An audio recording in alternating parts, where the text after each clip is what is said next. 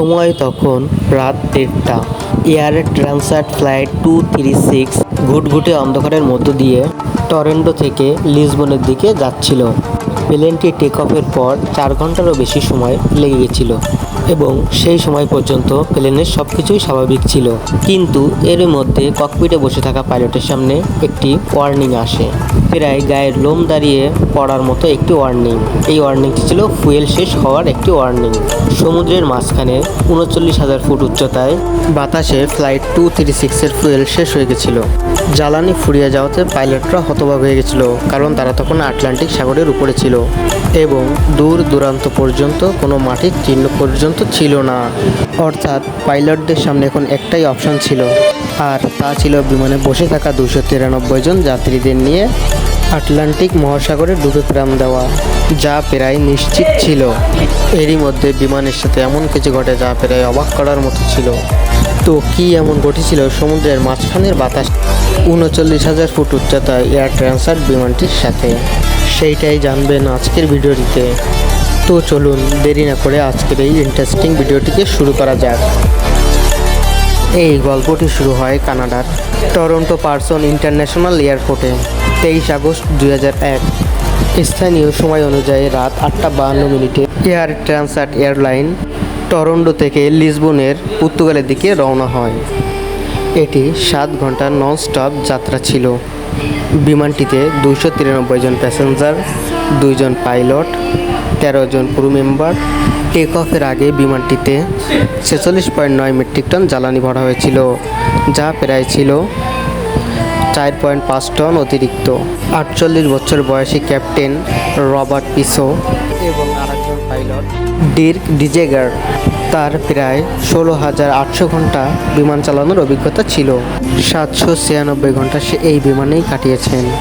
অন্যদিকে যে second pilot ছিল তার প্রায় 48,000 ঘন্টা বিমান চালানোর অভিজ্ঞতা ছিল। 386 ঘন্টা সে A330 বিমানটি চালিয়েছেন। তার মানে দুইজনই দক্ষ পাইলট ছিল। যাত্রীদের বোর্ডিং অনুযায়ী স্থানীয় সময় অনুযায়ী বিমানটি 8:52 বিমানটি টেক অফ করে।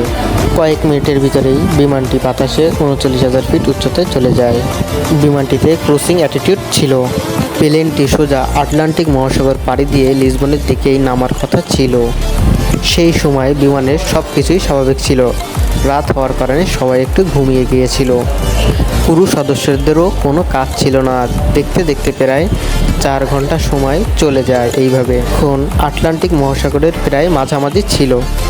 এরই মধ্যে রাত প্রায় 1:03 বাজে। সেই সময় রবার্ট একটি অস্বাভাবিক রিডিং নোটিস করে। কিছু সময় পরে বিমানটিতে একটি সিগন্যাল আসে, আর সিগন্যালটি ছিল high oil pressure, low oil quantity এবং লো অয়েল টেম্পারেচার। দীর্ঘ সময় বিমান চালালে এরকম সিগন্যাল এসেই থাকে। এমন পরিস্থিতিতে পাইলটরা নিজেরাই ক্রু মেম্বারের সাহায্যে এরকম সমস্যার সমাধান করে ফেলতে পারে। কিন্তু এয়ার ট্রান্সআট এয়ারলাইনে যে সিগন্যালটি দেখা যাচ্ছিল সেটি মোটেও স্বাভাবিক সিগন্যাল ছিল না। ক্যাপ্টেন এবং ফার্স্ট অফিসার দুইজনেরই এই বিমানটির বিষয়ে প্রচুর পরিমাণের অভিজ্ঞতা ছিল, কিন্তু তারা তাদের ক্যারিয়ারে এরকম এরো কখনোই দেখেনি, যার কারণে তারা দুইজনেই কনফিউজ হয়ে গেছিল যে এই অ্যারোটি আসলে কিসের ছিল।